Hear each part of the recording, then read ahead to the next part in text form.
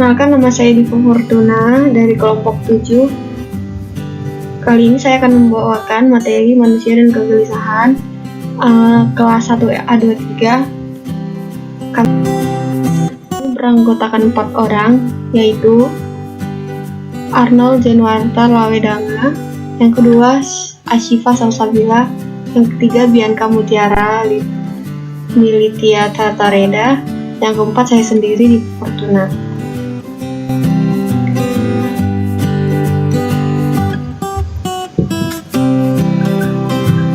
Yang pertama, pengertian manusia. Manusia atau orang atau Homo sapiens, bahasa Latin yang berarti manusia yang tahu, adalah spesies primata dengan populasi yang terbesar, persebaran yang paling luas, dan dicirikan dengan kemampuan untuk berjalan di atas 2 kaki serta otak yang kompleks yang mampu membuat peralatan, budaya, dan bahasa yang rumit.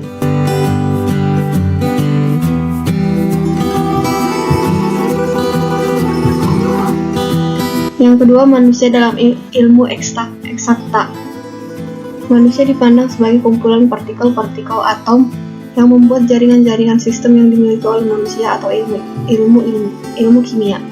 Manusia merupakan kumpulan dari berbagai sistem fisik yang saling terkait satu sama lain dan merupakan kumpulan dari energi atau ilmu fisika. Manusia merupakan makhluk biologis yang tergolong dalam golongan mamalia atau ilmu biologi. Manusia dalam ilmu sosial. Manusia merupakan makhluk yang ingin memperoleh keuntungan dan selalu mempertimbangkan setiap kegiatan. Sering disebut Homo economicus atau ilmu ekonomi. Manusia merupakan makhluk sosial yang tidak dapat berdiri sendiri atau sosiologi. Makhluk yang selalu ingin mempunyai kekuasaan atau politik. Makhluk yang berbudaya, sering disebut Homo humanus atau filsafat.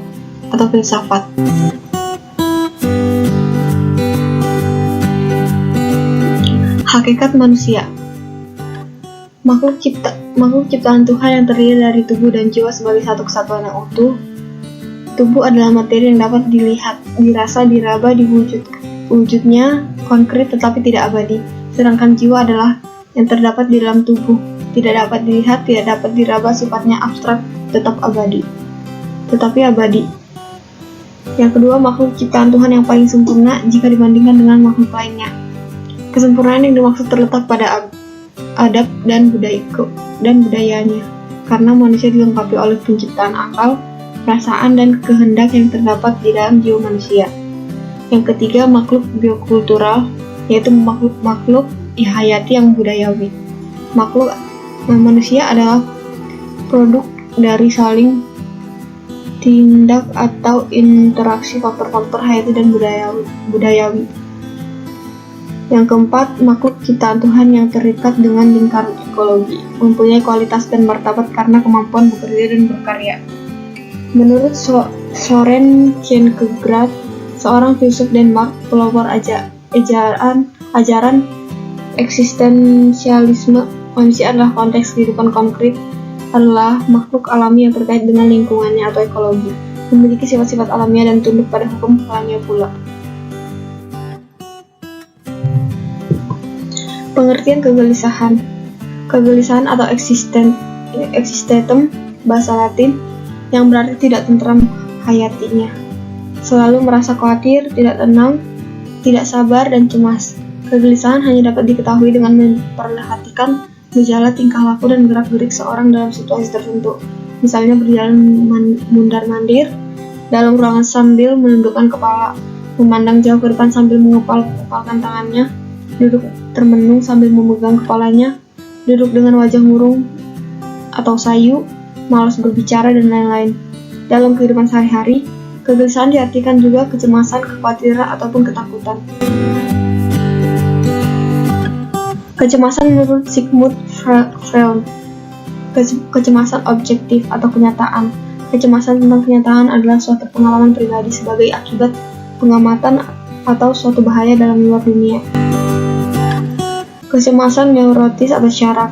Kecemasan neurotis adalah kecemasan yang erat kaitannya dengan mekanisme pelarian diri yang negatif, banyak disebabkan merasa bersalah atau berdosa. Jika insting tidak dapat dikendalikan akan menyebabkan orang berbuat sesuatu yang dapat dihukum. Kecemasan ini timbul karena pengamatan tentang bahaya dari naluriah. Kecemasan moral berkaitan erat dengan pribadi seseorang yang disebabkan oleh berbedanya emosi tiap individu manusia, di antaranya iri, benci, dengki, dendam, marah, gelisah, cinta, dan lain-lain. Bentuk-bentuk kegelisahan manusia. Yang pertama, keterasingan. Terasing pada dasarnya dapat didefinisikan sebagai bentuk kehilangan eksistensi diri yang disebabkan tidak adanya pengakuan tentang keberadaan kita secara hakikat, atau dengan kata lain merasa tersisihkan dan marginalkan oleh diri sendiri dan orang lain dalam pergaulan atau masyarakat. Yang kedua, kesepian. Aplikasi dan perwujudan dari terasing adalah kesepian. Jika seorang sudah merasa diasingkan, maka orang tersebut akan mengalami kesepian dalam dirinya. Jika hal ini terus dibiarkan, maka orang tersebut akan kehilangan unsur dan karakter unik dalam dirinya sehingga dia pun sulit untuk mengenali dirinya. Yang ketiga, ketidakpastian. Ketidakpastian adalah sebutan yang digunakan dengan berbagai cara di sejumlah bidang termasuk filosofi, fisika, statistika, ekonomika, keuangan, asuransi, psikologi, sosiologi, teknik, dan ilmu pengetahuan informasi. Ketidakpastian berlaku pada perkiraan masa depan hingga pengukuran fisik yang sudah ada atau yang belum diketahui.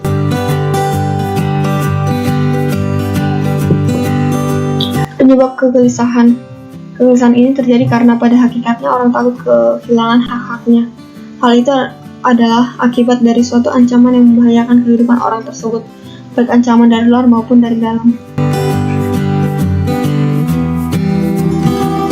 Hubungan manusia dan kegelisahan.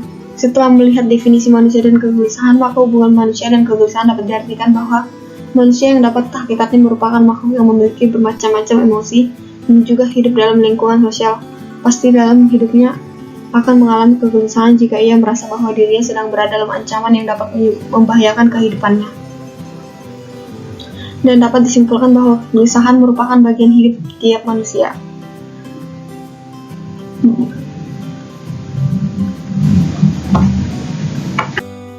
Dengan tidak mempedulikan segala latar belakang dan kemampuannya, pasti akan mengalami kegelisahan entah sebentar atau lama, relatif ringan ataupun berat. Yang demikian ini boleh jadi sangat wajar mengingat manusia mempunyai hati dan perasaan.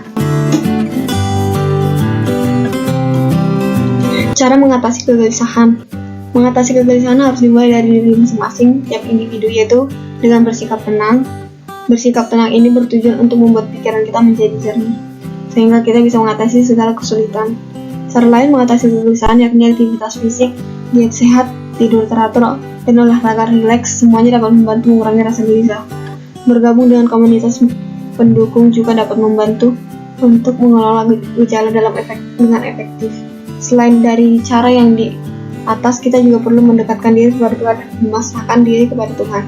Maka hati gelisah manusia akan hilang, dan sebaiknya hindari kafein, alkohol, dan nikotin.